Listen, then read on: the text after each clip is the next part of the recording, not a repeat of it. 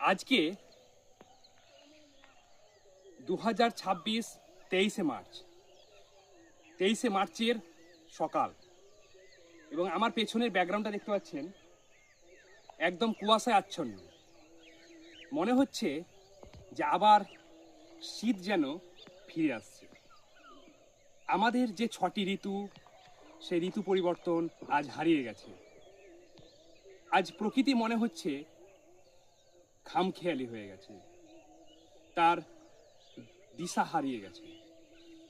আবারও দেখতে পাচ্ছেন চাদর, আবারও সেই কুয়াশা, আবারও সেই শীতের পরিবেশ।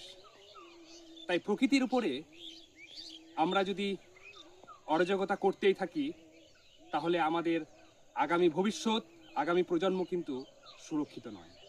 তাই প্রকৃতিকে ভালোবাসুন, প্রকৃতিকে যত্ন করতে শিখুন, তবেই আমাদের আগামী প্রজন্ম সুরক্ষিত। কারণ 2026-এ দাঁড়িয়েই কিন্তু আমরা তার লক্ষণ দেখতে পাচ্ছি।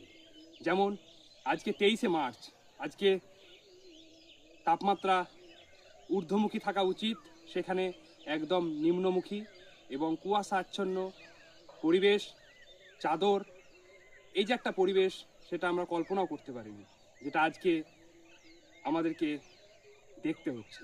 তাই সকলের কাছে একটি অনুরোধ, প্রকৃতিকে ভালোবাসুন, প্রকৃতির যত্ন নিন, তাহলে আবারও হয়তো ফিরে আসবে আমাদের সেই সোনালি 6টি ঋতু, এবং 6টি ঋতুর যে স্বাদ, সেটা আমরা আবারও পাবো ফিরে। তাই সকলে ভালো থাকবেন, সুস্থ থাকবেন এবং এই পরিবেশকে রক্ষা করবেন।